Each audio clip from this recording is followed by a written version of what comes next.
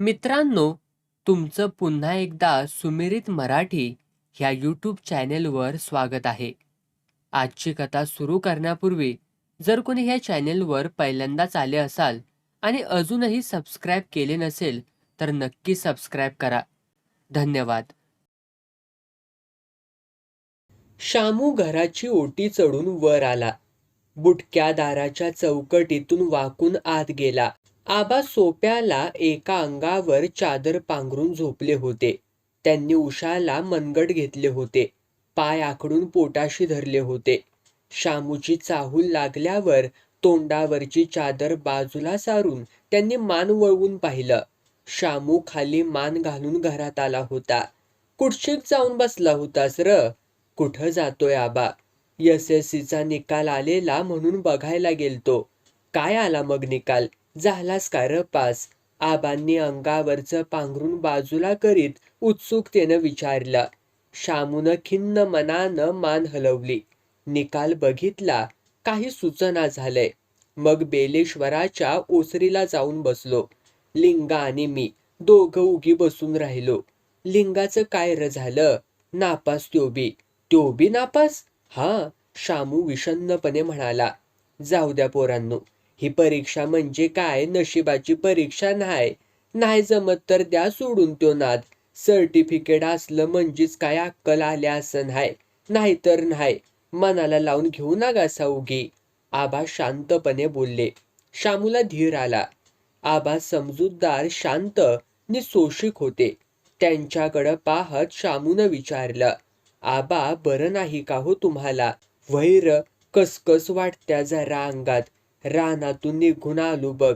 शाहूची काढणी चाललेली हाय, पण उभंच राहावना. मग तसंच सगळं सोडून आलो बाबा. आय कुठं गेली? रानात? नाही, ती तुला बघायला गेल्या 1 घंटा झाला बघ. गावात सगळीकडं बघत गेली असल. आता आली म्हणजे येईल वरडतच. आबा अंगावरची चादर परत ओढून घेत म्हणाले. शामूनं डोक्यावरची टोपी काढून खुंटीवर ठेवली. शर्टाची बटणं मोकळी करीत तो आबांच्या उशागती भिंतीला पाड देऊन बसला. ताप आहे का अंगात? अंग झालं हाय वायच गरम. डोसकं दुखतं हाय र लय. आबा उजव्या हाताच्या बोटानं कपाळ दाबून धरीत म्हणाले. विक्स चोळायचं कपाळाला. देऊ का बाटली बघून? बघ बरं. शामू उठला. त्यानं उसरीचं फडताळ शोधलं. कोपऱ्यातला कोणाडा धुंडाळला. दोन्हीमध्ये SSCची पुस्तकं ढीक पडली होती. ती पाहून शामूला गलबलून आलं. रात्रंदिवस जागून अभ्यास केलेला. ही एवढी परीक्षा पास व्हायला पाहिजे होती. विकच्या बाटलीचं झाकण उघडून त्यानं ते बोटावर घेतलं. आबांच्या कपाळावरती हलक्यानं तो चोळत राहिला. उग्र वासाचा भपकारा हवेत दाटून आला. पुरं. शामूचा हात धरीत आबा म्हणाले. झाकण काढलेली बाटली त्यांच्या पुढं धरीत शामू म्हणाला. नाकपुड्यांच्या आतून लावा, म्हणजे आणखी हलकं हलकं वाटल.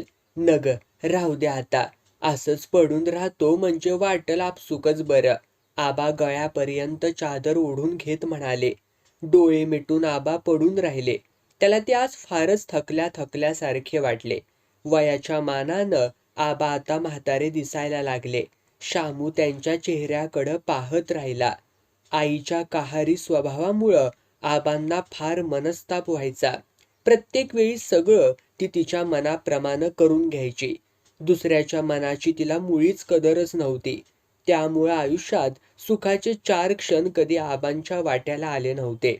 शामू उशाशी बसून त्यांच्या चेहऱ्याकडं निरखून पाहत होता. आज त्याला ते फार थकले भागलेले दिसत होते. विक्समुळं त्यांचा घामेजलेला चेहरा फारच केविलवाना भासत होता. आबांना मध्येच आठवण झाली. ते म्हणाले. शामू, अरे सकाळचा अपघात बघितलास का र? ती ट्रक आणि टुरिंगची टक्कर झालेली? हा, बघितली की. कसला अपघात म्हणायचा र त्यो? बघवतच नव्हतं त्या. दोघं जागच्या जागी ठार झाल्या ती. व्हय, नवरा बायको होती तर. तो बाबा मोटार हाकीत होता, तर त्याची बायको शेजारी बसल्याली. उसानं भरलेला ट्रक जो आला त्यानं धडकच दिली बघा. आबा, आम्ही खालच्या वावरात होतो त्यावेळी. आवाज जसा झाला का तसाच पळत आलो. आजूबाजूचे सगळेच पळत आलेले.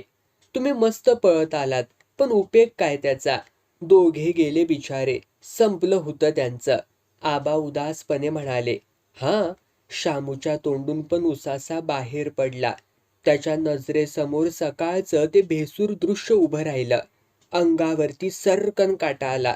शामूच्या वावराला लागूनच ओढा वाहतो. त्या ओढ्याच्या पलीकडं दूरवरती माळ पसरला आहे. तेवढा माळ संपला की गावाकडून आलेली सातारा पंढरपूर सडक थेट गेली आहे. त्या सडकेला गावापासून साधारण अर्ध्या मैलावर वाईट वळण होतं. त्या वळणावरच सकाळचा भयंकर अपघात घडला होता. अपघातासंबंधीचं बोलणं संपलं तसं आबांनी डोळे मिटून घेतले. नुकत्याच कपाळावरती चोळलेल्या विक्समुळं त्याचा चेहरा घामेघूम दिसत होता. डोक्यातली वेदना मात्र उतरली होती. भिंतीशी टेकून पायाची जुडी पोटाशी घेऊन शामू गप्पच बसून राहिला होता. तेवढ्यात गुणाबाई चौकटीतून आत आली. शामूला तसा बसलेला पाहून हातवारे करीत ती म्हणाली, चांगला हायस बाबा, हिथं बसला हायस वय येऊन, गावात तुला कुठं कुठं र बघून आले म्या. शामूनं आईकडं शांतपणे पाहून घेतलं नि तो म्हणाला, देवळात जाऊन बसलो होतो. मग पावला का र देव तुला? वेडावणं दाखवीत गुणाबाई बोलली. नाही पावला. मान हलवीत आणखी ती पुढं म्हणाली, कळलं मला, परत नापास झालास त्या, व्हय नवं? शामूनं मान हलवली. असा कसा र बाबा तू? हात ववाळीत गुणाबाई म्हणाली, एवढी परीक्षा तुला उतरता येईना. एक बार झाला, आता दुसऱ्यांदा बी ह्यो नापासचाच शिक्का. अरे असं कसं होतंय र तुझं? काय आहे बाबा, सुख समाधान देणार हायस का नाहीस तू? म्हणलं ह्या डाव होशील पास, गावातल्या सोसायटीत चांगली नोकरी मिळेल, लगीन करून देईन. तर पदरी ह्या असं कसं र अपयश आलंया? गुणाबाईच्या तोंडाचा तोफखाना सुरू झाला. आबा अंगावरची चादर बाजूला करीत उठून बसले. त्याला काय बोलत्यास? झालं पोरग नापास. नापास काय कुणी व्हत नाही वय? गप बघू तू, आधी त्यानं जीवाला लावून घेतलेलं हाय. तुम्ही नका त्याची कड घेऊन बोलूसा. गुणाबाई ताडकन म्हणाली, तुम्हीच त्याला लाड लाड येडं केलंयसा. देवानं काय डोसकं बिस्कं दिलं आहे का नाही त्याला? एवढी एवढी पोरं परीक्षा पास होत्या ती. 20 वर्षाचा ह्यो आता घोडा झाला, त्याला जमना व्हय? गावात त्याला बघत गेले तर जो भेटल तो विचारत होता, गुणाबाई शामू पुण्यांदा नापास झाला म्हण. काय सांगू त्यासनी मी? कोणच्या तोंडानं सांगू? व्हय, झाला म्हणावं नापास. नापास झालं म्हणजे काय, कुणाचा खून केलेला नाही त्यानं, का कुठं दरुडा घातलेला नाही. जगात नापास कुणी होत नाही का? तवा तुला त्याचं इकतं वाटावं. हुत्या ती पोरं नापास, तसाच त्यो बी झालाय. पुरं पुरं. आबांना मध्ये चढवीत गुणाबाई म्हणाली, माझं डोसकं आता आणखी उगी खाऊ नका बघा. मी कुठं काय म्हणतोया?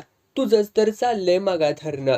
तुझं तूच बोलत्यास आणि डोक्यात राग घालून घेत्यास. उगी स्वतःच्या जीवाला त्रास आणि दुसऱ्याच्या जीवाला घोर. उशाशी बसलेला शामू आबांकडं पाहत राहिला.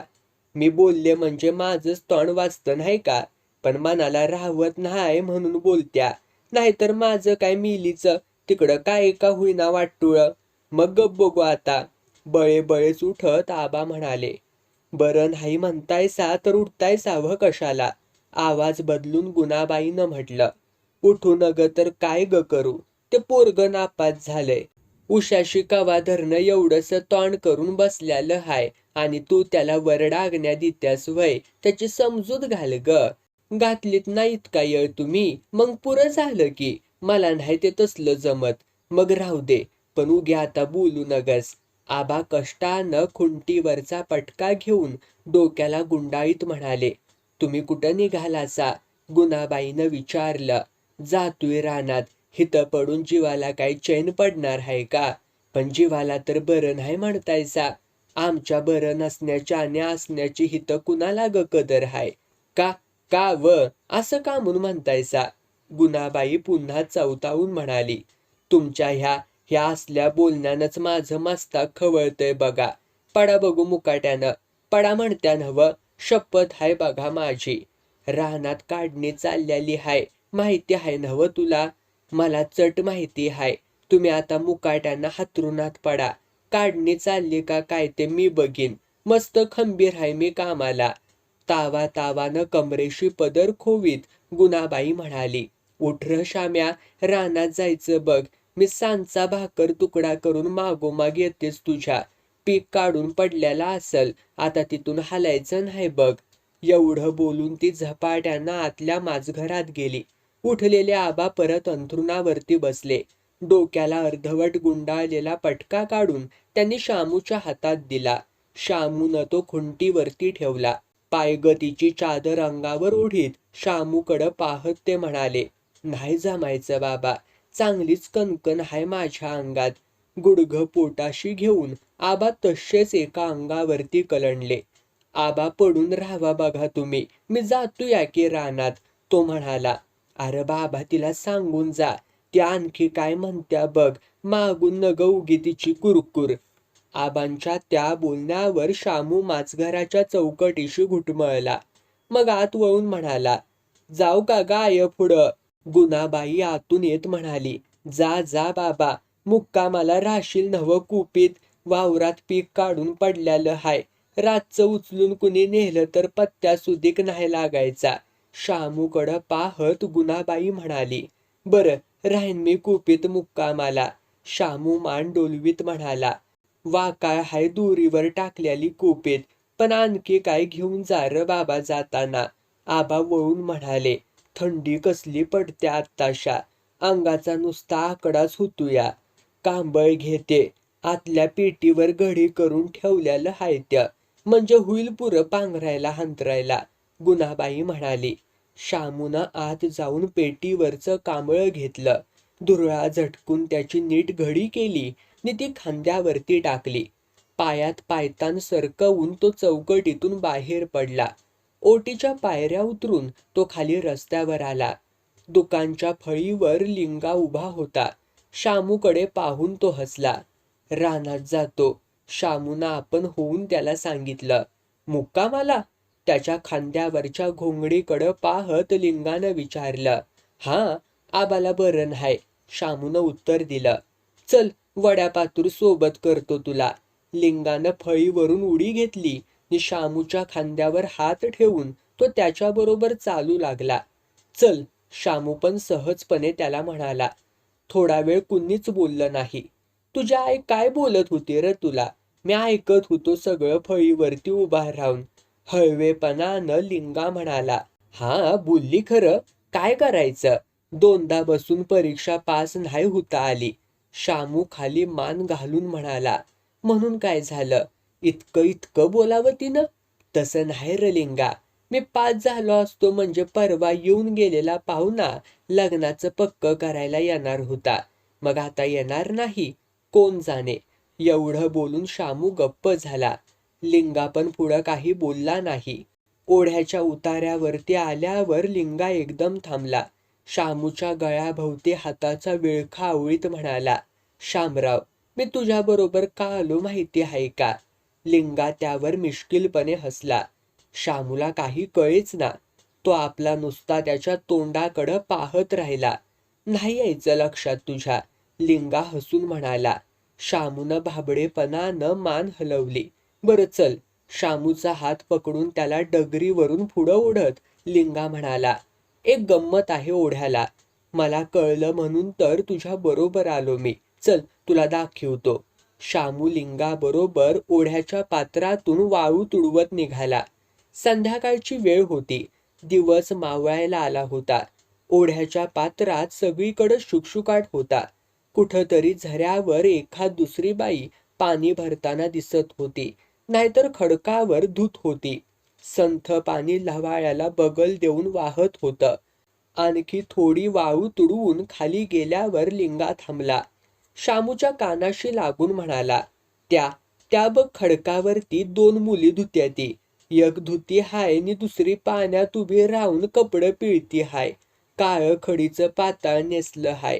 आता आपल्याला पाठमोरी हाय, पण हातातला पिळा ठेवायला खडकावर आली की आपल्याला सामोरी होईल. पाहिलास का? शामूनं नजर उचलून तिकडं पाहिलं नि विचारलं. हां, पाहिलं. पुढं? त्याचं काय? लिंगानं त्याच्या पाठीत गुद्दा लगावला आणि चेकाळल्यागत तो म्हणाला. लेका तीच माझी बायको होणार हाय, तिच्याशी माझं लगीन ठरलं हाय. शामू आता निरखून पाहू लागला. पाठमोरी उभी असलेली ती मुलगी खाली वाकून पाण्यात हातातला पिळा खळबळत होती. तिचा गोरा पान देखणा बांधा लांबून देखील नजरेमध्ये भरत होता. पाण्यात उभी असल्यानं तिचं पातळ किंचित वर उचललं होतं. त्यामुळं गोऱ्या घाडदार पोटऱ्या लांबून देखील लक्ष वेधून घेत होत्या. शामूनं लिंगाकडं पाहिलं नि तो हसून म्हणाला, हा ए बात हे, म्हणून तू मला इकडं वळून आणलंस म्हण की र. लिंगानं मान हलवली. धुणं घेऊन ती आणि तिची आते बहीण इकडं आली तेव्हाच मी पाहिलं. म्हटलं ओढ्याला एक चक्कर मारली पाहिजे आता. तेवढ्यात तू आलास. ती दुसरी मुलगी तिच्या आते बहीण हाय, हिता आत्याकडं आली ती. लिंगा बोलायचा थांबला नि तिच्याकडं पाहू लागला. हातातला धुण्याचा पिळा खडकावर ठेवण्यासाठी ती वळली तशी सामोरी आली. शामू पाहत होता. तो सहजच म्हणाला, वा, रूप पण रूप आहे लिंगा, चान का तुकडा. त्याच्या बोलण्यावर लिंगा बहुत खुश झाला. शामूच्या दंडाला चिमटा घेऊन तो म्हणाला, त्यांच्या लक्षात आलं लेका, आपण हिथं उभा हावतू त्या. चल माघारी आता. त्या दोघींनी हातातलं काम थांबवून पाहिलं. तिची आते बहीण तिच्या कानाशी लागून काहीतरी बोलली. तसं चल चावट कुठली असं म्हणून तिनं तिला हातानं दूर ढकललं. डोक्यावरचा पदर ढळला होता तो सावरून घेतला. अंगावरचं पातळ नीटनीटकं केलं नि एक चोरटा दृष्टिक्षेप टाकून तिनं दोघांकडं हळूच पाहून घेतलं. लिंगा देहभान हरपून पाहत होता. त्याच्या खांद्याला धरून हलवीत शामू म्हणाला, चल माघारी जायचं ना. लिंगानं त्याचा खांद्यावरचा हात धरला आणि म्हटलं, चल चल. तो पुढंच निघाला. तसं शामू म्हणाला, इकडं कुठं, माघारी येतोयास नव. त्यावर लिंगा मान हलवून लाडे लाडे बोलला, शाम्या असंच जायचं गड्या. जवळून मला लांब पडतं, पडू दे, चल मुकाट्यानं. शामू लिंगाबरोबर चालू लागला. त्याचा हात लिंगानं आपल्या हातात धरून ठेवला. खडकाजवळून जाताना दोघंही वळून वळून पाहत होते. तिची मात्र भलतीच तारांबळ उडाली. अंगावरचा पदर सारखा करण्यात तिचे हात गुंतले. तिरप्या नजरेनं ती त्या दोघांकडं पाहत राहिली. तिची आते बहीण लिंगाकडे पाहून हसली. वढ्या वढ्यानं कुठं निघालावं, तिनं खट्याळपणे विचारलं. याच्या शेताकडं, लिंगानं उत्तर दिलं. वाट तर चुकली नाही नव्ह, इकडं कुठं हाय याचं शेत. डोळे मिचकावीत पुन्हा तिनं विचारलं. लिंगा तिच्या आते बहिणीकडं पाहून हसला. दोघं रेंगाळत रेंगाळत तिथून पुढं सटकले. बरंच पुढं आल्यावर लिंगानं शामूचा हात सोडला. त्याच्या डोक्यावर हातानं टप्पल हाणलं. कशी हाय, चांगली हाय ना, लिंगानं विचारलं. नशीबवान आहेस बेटा लिंगा, शामू त्याच्या पाठीवरून हात फिरवीत म्हणाला. खरंच, लिंगानं शामूकडं समाधानानं पाहिलं. तुझं काय बाबा, अशा देखण्या पुरी बरोबर तुझं लग्न होणार. तू दुकानात बसणार, बडा शेठ होणार, घरावर माडी चढवणार, तुझे आईबाप तोंडभर कौतुक करीत राहणार. शामू भराभरा बोलला. त्याच्या अंतर्यामी वावटं उठलं. दाट वडाच्या सावलीत एखादं रोपटं खुरटून जावं, त्याची पानं पिवळी पडावीत, त्याची स्वाभाविक वाढ खुंटून जावी, तशी त्याची गत झाली होती. आईच्या हेकेखोरपणापुढं कुणाचं काही चालत नव्हतं. एखाद्या उजाड वैरान माळावर चहूकडं दृष्टी फेकावी तसं त्याला त्याचं आयुष्य वाटत होतं. फुलोरा आपल्या कधी वाट्याला येणारच नाही अशा विचारानं तो अलीकडं पछाडला होता. दिवसेंदिवस तो मनातून खिन्न, उदास बनत चालला होता. लिंगामधल्या रस्त्यानं गावात परतला नि शामू वाकडी वाट करून मळ्याकडं निघाला. लिंगाच्या आग्रहास्तव त्याला जवळजवळ 1 मैलाचा फेरा पडला. पण लिंगासाठी तेवढं करणं तर भागच होतं. त्याचं मन मोडून चालणार नव्हतं. लिंगाला आपल्याबद्दल किती वाटतं. आई भाडभाड बोलायला लागली की तो ओटीवर येऊन उभा राहतो. मनातून आपल्यासाठी बेचैन होतो. खरंच लिंगाचं सगळं चांगलं होईल. त्याची बायको अप्सरेसारखी सुंदर आहे. तिच्या पावलानं लक्ष्मी घरात येईल. लिंगा भाग्यवान आहे. खाली मान घालून आपल्याच विचारात मग्न होऊन शामू मायाची वाट चालत होता. दिवस मावळून गेल्यानं अंधार पडू लागला. हळूहळू थंडी अंगाला झोंबू लागली. थंडीचेच दिवस ते. शामूनं खांद्यावरच्या घोंगडीच्या खोळीनं आपलं अंग लपेटून घेतलं.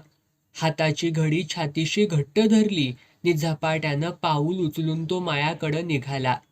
उशीर झाला होता. काढणी करायला लावलेली गडी माणसं आपापल्या घरी जाण्यासाठी खोळंबून असतील. आबा येणार नाहीत हे त्यांना सांगून घरी पिटाळलं पाहिजे. तसंच काढणीचं काम कुठवर आलं ते एकदा पाहून घेतलं पाहिजे. अंधार पडायच्या आत शिवारातून चक्कर टाकली पाहिजे. शामूच्या मनाला एकाएकी उभारी आल्यागत झालं. एकदम उल्हास वाटायला लागला. सुकत आलेल्या फुलांच्या करंडीवर पाण्याचा जरा शिडकावा मारला की आतील फुलं एकदम टवटवीत दिसायला लागावीत तशी त्याची नेहमीची संथ उदास वृत्ती एकदम प्रफुल्लित झाली. चेहऱ्यावरती तजेला उमटला. छाती पुढं काढून तो चालू लागला. त्याचं एक एक पाऊल जोमानं उचललं जाऊ लागलं. मनाला अशी एकाएकी तरतरी का वाटावी, असा हुरूप एकाएकी का वाटावा, अशी काही जादू घडली काय की ती मुळं वृत्तीत हा असा बदल व्हावा. कुठल्या अनामिक भावनेचा हा धक्का आहे की ती मुळं मन एवढं उल्हासित व्हावं. शामू स्वतःशीच हसला. खडकावर धुण्याचा पिळा ठेवताना लिंगाच्या बायकोचं रुपडं डोळ्याला दिसलं. ते त्याला आठवलं. त्यानंच तो असा मोहरून आला. उफाळणाऱ्या तारुण्यातील रूपसौंदर्याचं त्याला अचानक दर्शन घडलं. त्यामुळं मनावरील काजळी झटकली गेली. एवढं मनमोहक स्त्री लावण्य प्रथमच त्याच्या समोर आलं होतं. नकळत त्याच्या मनाला पालवी फुटली. मन मोहरून आलं. वृत्ती हळूहळू बहरू लागल्या. त्याच नादात तो शेताकडं निघाला. पावलं झपझप पडत होती. मन थुईथुई नाचत होतं. मधल्या जवळच्या पाऊल वाटेनं तो जात होता. तेवढ्यात समोरून जाधवाची सून आली. तिचा एक हात डोक्यावरच्या पाटीला होता. दुसऱ्या हातात मागून चालत येणाऱ्या म्हशीचं दावं होतं. 6 महिन्यांपूर्वी लग्न होऊन जाधवांच्या घरी आलेली ती पोरगी गर्भारशीपणानं आता अवघडली होती. अंगापिंडानं भरलेली चांगली रसरशीत दिसत होती. तिला वाट करून देण्यासाठी शामू पायवाटेवरून बाजूला झाला. झुडपात उभा राहिला. तिरप्या नजरेनं तिनं शामूकडं पाहिलं. शामू पण तिला न्याहाळून पाहत होता. काखेत चोळी फाटल्यानं तिचं उभार गोरं अंग नेमकं दृष्टीस पडत होतं. शामूनं ते चोरटेपणानं पाहिलं. तिच्या ते लक्षात आल्यावर तिनं पाटीला वर धरलेला हात खाली सोडला. शामू मनातून ओशाळला. ती निघून गेल्यावर शामू परत वाटेला लागला. वावरात सगळी सामसूम झाली होती. फक्त शिवराम गावाकडून कुणी येईल म्हणून वाट पाहत होता. तो बांधाला पायावर बसून होता. डाव्या हाताच्या तळव्यावर उजव्या हाताच्या अंगठ्यानं तंबाखू मळत होता.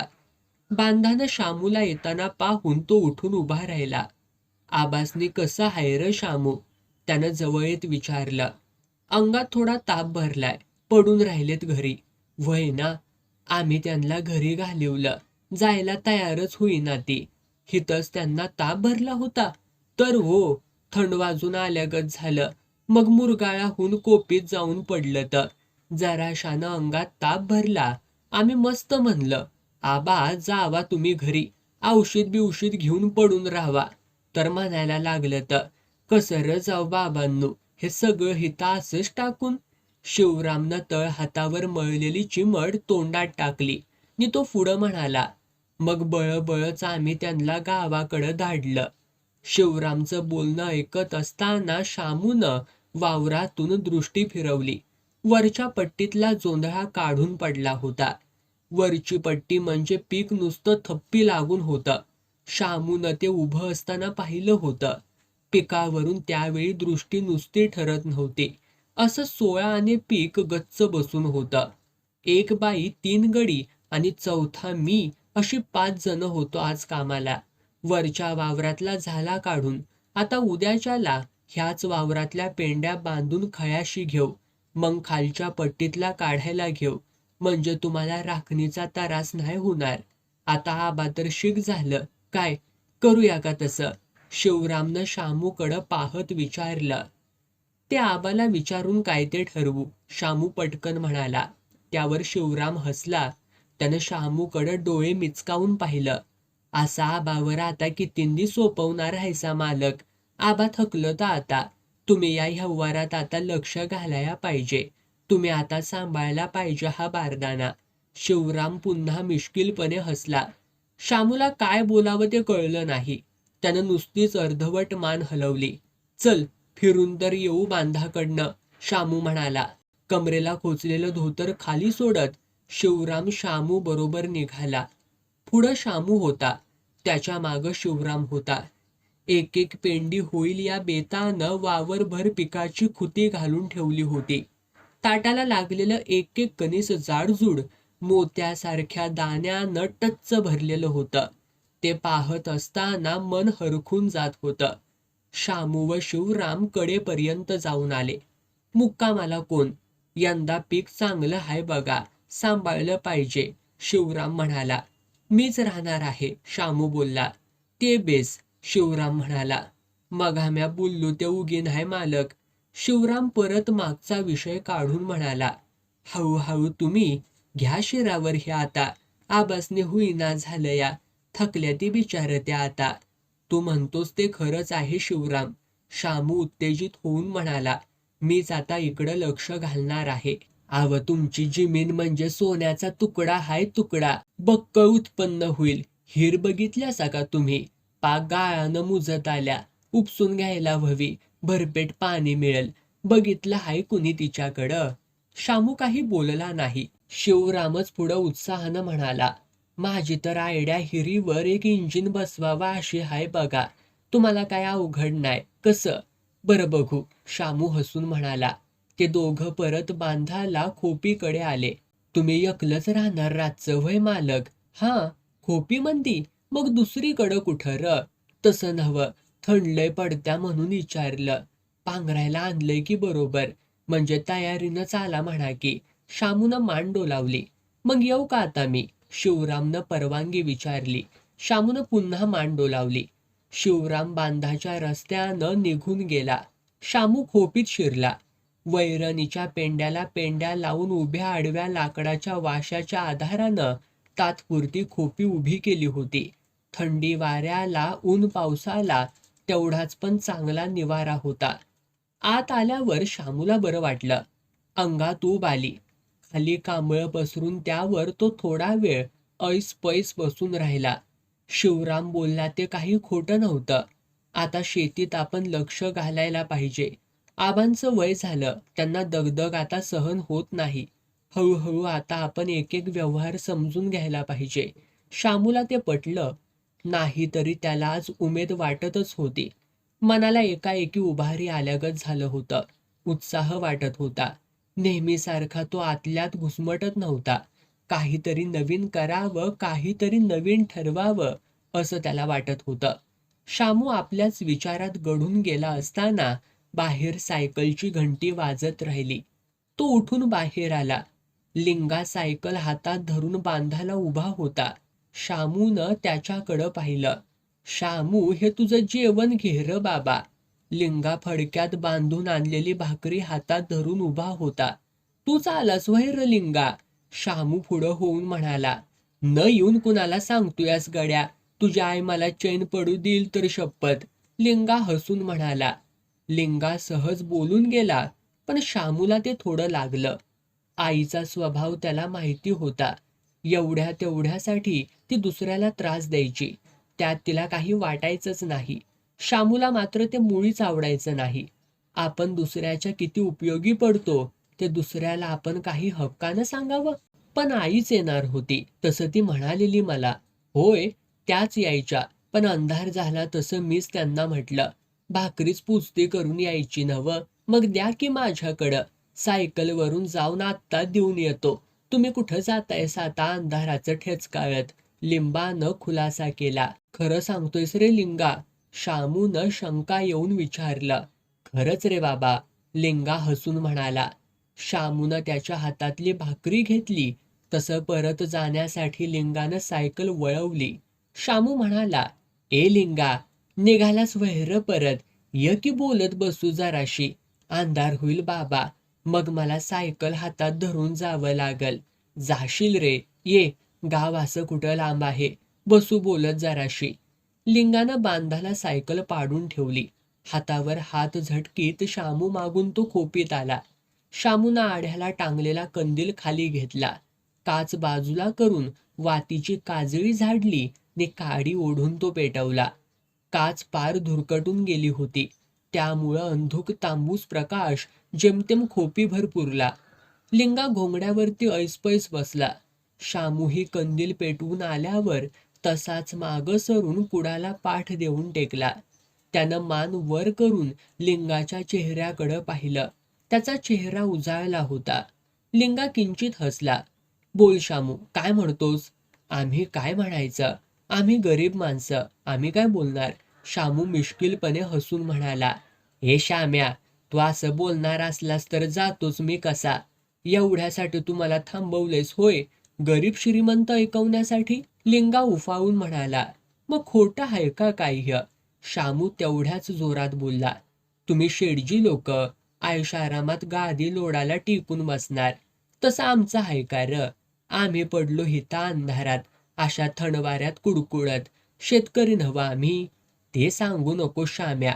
लेका, शेतकरी आज राजा हाय, राजा. हां, शेडजी भटजीचं दिवस आता केव्हाच संपलेली आहे ती. तुमचं राज्य आहे बाबा. काय? लिंगानं नेहमीच्या सवयीप्रमाणे शामूच्या बगलेत एक ठोसा लगावून म्हटलं. बरं, ते जाऊ दे. लिंगा म्हणाला, तू एकटाच पडणार इथं खोपीत? मग दुसरं कुणाला आणतो सोबतीला? शामू खो खो हसून म्हणाला. लिंगा आता शामूच्या जवळ सरकला. त्याच्या खांद्यावर हाताची मूठ जोरदारपणे मारून म्हणाला. शामराव, आज तुम्हाला काहीतरी झालंय, त्याशिवाय तुम्ही एवढं बोलणार नाही. हा, बोला, काय झालंय तुम्हाला आज? लिंगानं त्याच्या चेहऱ्यावरती नजर खिळवून विचारलं. लिंगानं बरोबर ओळखलं होतं, शामूलाच काहीतरी झालं होतं. त्याखेरीज तो एवढा हसून खेळून बोलणार नाही. नक्कीच आज त्याला कशानं तरी झपाटून टाकलं आहे. लिंगाला त्यात आनंद होता. शामू आणि तो बरोबरीचा, लहानपणापासून एकत्र खेळले वाढलेले, शेजारी शेजारी राहणारे. परंतु शामूच्या स्वभावावर घरच्या वातावरणाचा परिणाम झाला होता. आईच्या स्वभावानं तो कुचमला होता, काहीसा पुढा बनला होता. तो कधी मनमुराद हसला खेळला, पोरवयात त्यांनी कधी वात्रटपणा केला, असं अगदी क्वचितच घडलं होतं. पण आज वेगळं दिसत होतं. वेलीवर पानाड बरेच दिवस कुचमत राहिलेली कळी आज बेताबेतानं उमलू पाहत होती. लिंगाच्या ते लगेच ध्यानात आलं. तो शामूच्या चेहऱ्याकडं निरखून पाहून राहिला. शामूनं त्याचा हात हातात घेतला आणि म्हटलं, लिंगा, बाहेर चल. लिंगाला आश्चर्य वाटलं. शामू बाहेर कशाला नेतो आहे? बाहेर थंडी चांगली जाणवत होती. संध्याकाळ उलटून गेल्यानं चहूकडं अंधार पसरला होता. तो शामूच्या मागून बाहेर आला. खोपी बाहेर आल्यावर बांधानं थोडं चालून गेल्यावर शामू थांबला. शिवारात चौफेर दृष्टी फेकून तो लिंगाला म्हणाला, पाहिलंस लिंगा, आमची केवढी जमीन आहे, काळी भोर अगदी, काळजाचा तुकडा आहे नुसता. आजवर तिच्याकडं कुणी नीट असं लक्षच दिलं नाही, तरी तिनं आम्हाला कधी कमी पडू दिलं नाही. 3 माणसांचं आमचं कुटुंब, फारसे कष्ट न करता सुखासमाधानानं तिच्यावरती जगलं. आबांनी कधी विचारच केला नाही अधिक कमवावं, अधिक सुखी व्हावं. ही ईर्ष्या त्यांनी कधी बाळगली नाही. ही जमीन म्हणजे परीस आहे, परीस. पण आबांनी हे कधी ध्यानातच घेतलं नाही. आईच्या पुढं सदा ते खाली मान घालून वागले. या काळ्या आईकडं त्यांनी कधी मान वर करून पाहिलं नाही. पाहिलंस, केवढाले बांध गुराला चरायला सोडून दिलेत. ओढ्याकडेची पट्टी तर वर्षानुवर्षे पडूनच आहे. मी हे सगळं चित्र बदलणार आहे, पालटून टाकणार आहे. जमिनीचा इंच इंच मी लागवडीखाली आणणार आहे. लोखंडी नांगर, जमलं तर ट्रॅक्टर घालून मी सगळं पडीक उलथून घेणार आहे. वर्षानुवर्षे झाली, विहिरीचा कुणी कधी गाळ काढला नाही. आळशावर गंगा आली तसला प्रकार आहे लिंगा. मी विहिरीचा गाळ काढून घेणार आहे. बाजूनं सुरुंग लावून खडक फोडून घेणार आहे. भरपेट पाणी विहिरीला आहे. 12 तास इंजिन चालेल. इंजिन बसवणार आहे मी माझ्या विहिरीवर. हा मळा मी नुसता फुलता आणि झुलता ठेवणार आहे. कळलं? कळलं का रे लिंगा? शामूनं लिंगाचा खांदा हलवत धरून जोरजोरानं हलवीत विचारलं. शामूच्या बोलण्यानं लिंगा अवाक झाला. तो शामूच्या तोंडाकडं नुसता पाहतच राहिला. आता इतकं बोलला तो खरंच शामू होता? लिंगानं शामूच्या दंडाला जोरदार चिमटा घेतला आणि अतिशय आनंदानं तो म्हणाला, अरे दोस्ता, बघू बघू दे, मला खात्री करून घेऊ दे. हे बोलला ते तूच बोललास? तू शामूच आहेस ना रे? एवढी उमेद, एवढी ईर्ष्या ज्याच्या तोंडून ऐकली तो खरंच शाम्या तू तू आहेस? आज झालं आहे तरी काय तुला? अरे तुझ्यावर कुणी जादूटोणा तर केला नाही ना?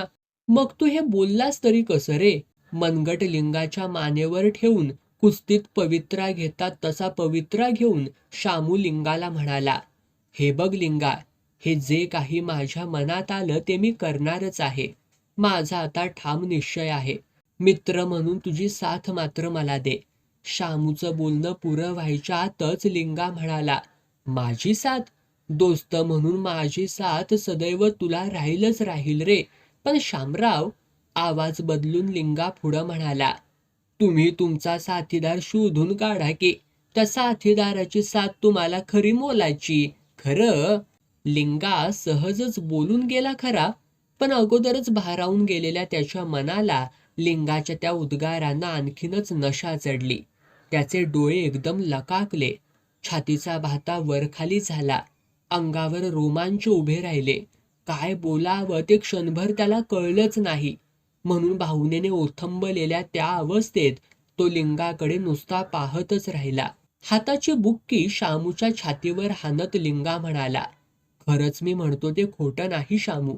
तुझ्या तोंडून आता मी जे ऐकलं ते तुझ्या डोक्यात नव्यानं हे जे काय शिस्त आहे ते पार पाडायला तुला तुझा जन्माचाच साथीदार शोधला पाहिजे गड्या. त्याचीच साथ तुला पुढं नेणार आहे. लिंगाला काय बोलायचं होतं ते तो स्पष्टच बोलला, तरी शामू त्यावरती काही बोलला नाही. मग लिंगाच पुढं म्हणाला, दिसायला सुंदर, हुशार, तसंच स्वभावानं खंबीर, करारी अशा जोडीदाराची साथ शामराव तुम्हाला पाहिजे. मग तुम्ही जे काय मनात आणाल ते करूनच दाखवाल. अगदी इकडचा डोंगर तिकडं देखील करून टाकाल. मला खात्री आहे. लिंगा एवढं बोलून शामूच्या तोंडाकडं पाहत राहिला. तू म्हणतोस ते खरं आहे. शामू मान हलवीत म्हणाला, आजवर मी फार निराश होतो. कशात काही राम वाटत नव्हता. त्यामुळं शाळेतल्या परीक्षा देखील धड मला पास होता आल्या नाहीत. आता इथून पुढं माझ्या आयुष्याचा वेगळा विचार मला केलाच पाहिजे. आईनं आबांना दावणीला बांधून टाकलं तसं माझं होता कामा नये. घराला काय आणि शेताला काय पार अवकळा आले ती मी पार बदलून टाकणार आहे. शामू, बरोबर आहे तुझं. आयुष्याचं या पुढचं वळण आता तू तुझ्या हिमतीवर घे. आपण आता लहान नाही. आपलं आपण ठरवू शकतो. त्याप्रमाणे पार पडू शकतो. तेवढी उमेद आता आपण दाखवलीच पाहिजे. बोलता बोलता लिंगा वळला. बांधावर पाडून ठेवलेल्या सायकलीपाशी आला.